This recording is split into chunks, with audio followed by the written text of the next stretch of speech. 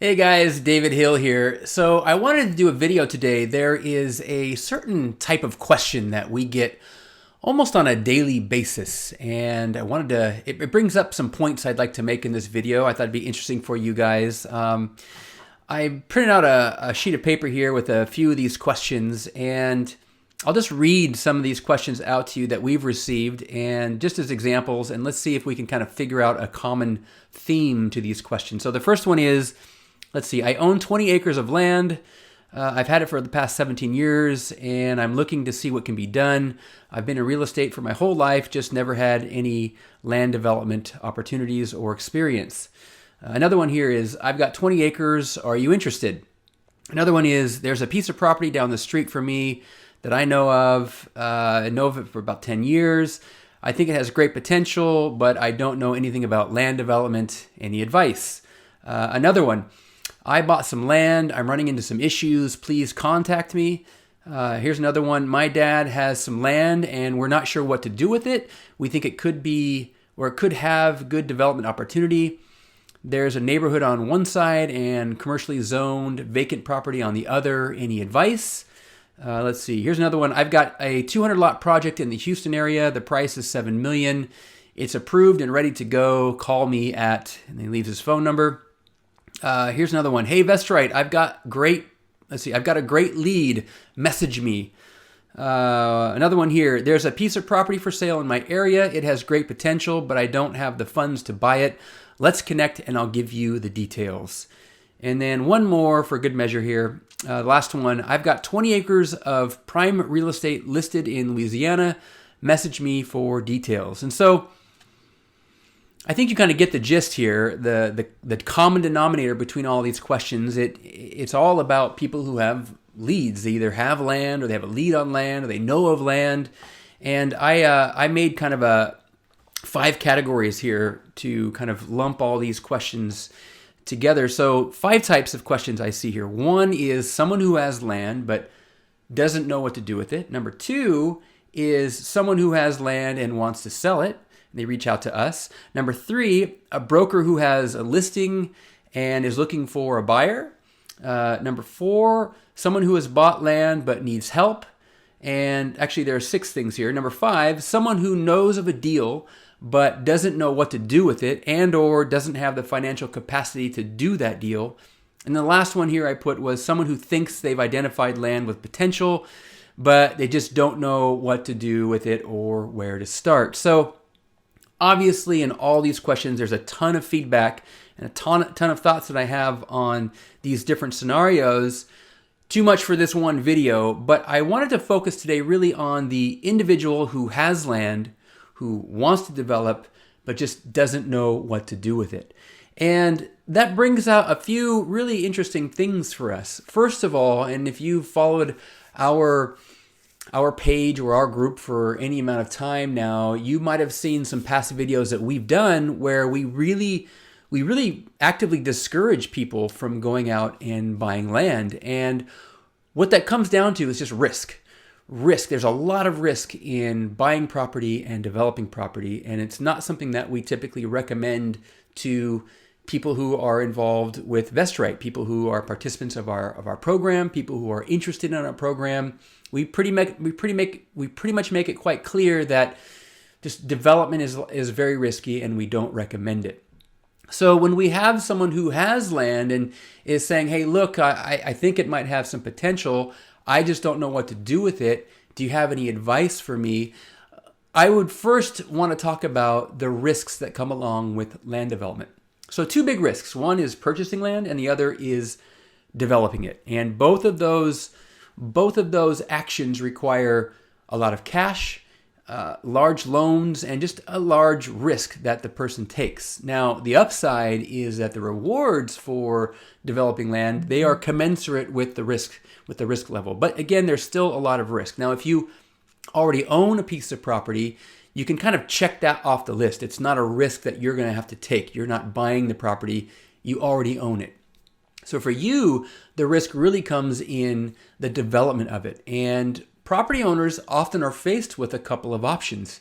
Either do I move forward with the development of this property myself, meaning that I take on the financial responsibility of hiring the consultants, putting together my land use application, getting it submitted, getting it approved, getting my construction drawings approved, all the cash that's required for getting there, and then taking out probably a loan for the construction, putting my property up as collateral, and then following through with the construction phase, making sure that all goes well. There's a big risk there as well. So if you already own the land and you're thinking of developing yourself, that's what you have to think about is, do I have the cash to carry this thing? And am I in a position where I can get a large loan for the construction project? And do I want to take on that risk? And if you do, great, that's absolutely your prerogative. We typically would discourage a property owner from doing that him or herself unless they have some experience in land development, because there's just so many things that you can get wrong. And we've seen it time and time again where a property owner has decided that he didn't want to bring a developer on. He wanted to do it himself. He knew that if he could get it done, his profit margin would be higher at the end of the day, which is true. But time and time again, we've seen property owners go that route, and through their lack of experience and through their lack of knowledge, they've gotten themselves into big trouble. But again, that is, as a property owner, it's absolutely your prerogative, but we just do not recommend it. And in reality, the course that we teach through VestRight, it is not going to be an answer for the property owner that wants to learn how to take a piece of property and get it developed.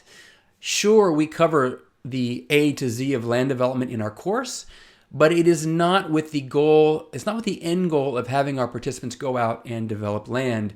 The goal of that component of our course really comes down to the fact that our participants will be working in the land development space. And so in order to be and work and thrive in that space, they have to speak the language. They have to know how things work in this world. And so while our course does teach the A to Z of development, it is not something that we actively encourage our participants to go out and do and actually buy land and develop it.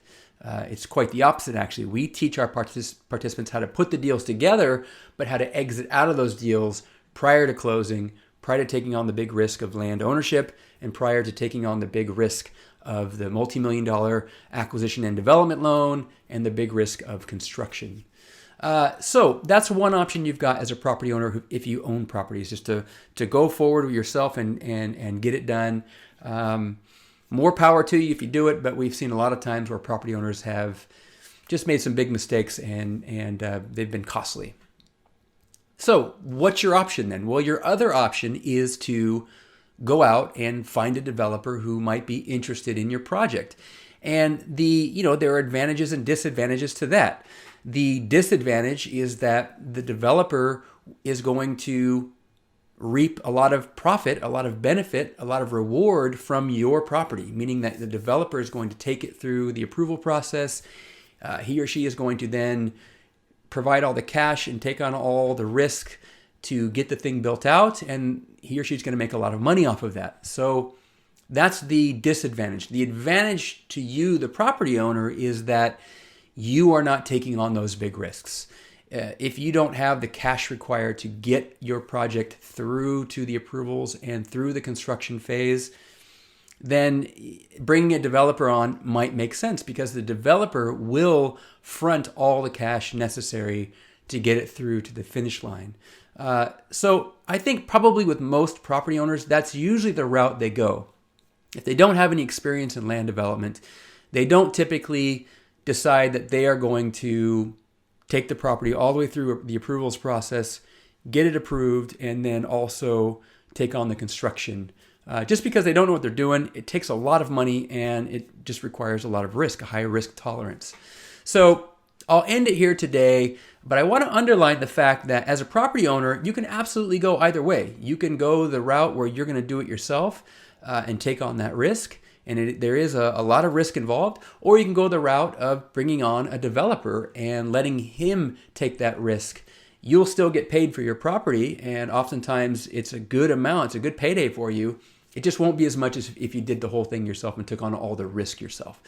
But to underline our program, Our program is not, it is not put together with that goal in mind. It's not put together for the property owner who has property and wants to learn how to develop it him or herself. Our program is focused on teaching folks how to get out there to identify property with development potential, put those deals together, but then exit out prior to that high-risk moment, prior to taking ownership of the property, prior to taking on a big giant loan to do the construction of the subdivision. Prior to all of that, our participants are taught to exit out. Still make good paydays, still make 5, 6, 7-figure paydays, but just avoid some of those big risks that come along with being an actual land developer. So if it's something you're interested in, you can find out more about our program. We've got a presentation video. It is at vestright.com/action. And you can you can watch that video and kind of see what we're all about. But for you property owners out there, hopefully this was helpful to you. One thing that is, I'll end it here with a last piece of advice, and that is determining if your property even has development potential. I have a lot of property owners come to me and say, hey, I've got this 20 acres. I think it could be a great spot for a hotel, or it could be a great location for an assisted living facility, or it could be a great location for a residential neighborhood. But at the end of the day, regardless of what that property owner thinks the property might be good for, really what's going to come down to is what that property is zoned for, or what the ruling jurisdiction will allow on that property. As a property owner, you might have great ideas for days for what you can do with your property, but you might not even be able to do any of those depending on the jurisdiction that you're in and what they will and will not allow. So just keep that in mind. And I see this a lot. I see property owners who have something and they have big dreams for it, but at the end of the day, there's just no development potential because it's not zoned for anything and you can't really do anything with it. It might be agriculturally zoned. It might be in the middle of nowhere. There might not be any utilities available to it. There's all kinds of things that have to come into place for a property to have true development value.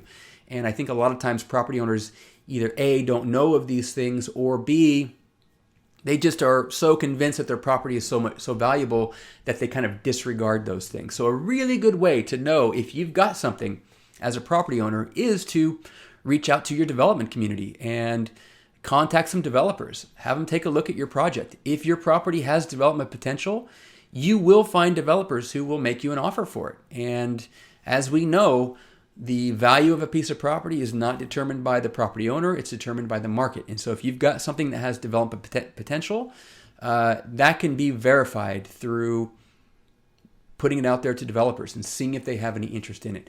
If you show it to 3 or 4 developers and they all come back saying the same thing, that, yeah, no, we're not interested, and they might give you the reasons why, then that probably is a truth that you need to settle down with and kind of live with. And we do see this as well, property owners who they'll receive 4 or 5 offers from developers, and they just have this idea that their property is worth way more, and that these developers are out there trying to lowball them and steal the property from them. Well, really, at the end of the day, developers typically aren't out to lowball; they're out to get projects. And if you've got multiple developers coming back to you saying the same thing with kind of similar numbers, then more likely than not, that is the value of your property and that is the development potential of your property, regardless of kind of what you might think it is or what maybe your neighbor tells you it is. The market ultimately will help you decide what your property is worth and what can and can't be done with it. All right, guys, I will end it here. Hopefully this was some good information for you. And we had some other topics on this list, other types of questions and other types of sellers and property owners. So maybe we'll do some other videos in the future. But until then, I will sign off. Have a great week, and we'll see you in the next one. All right. See you guys.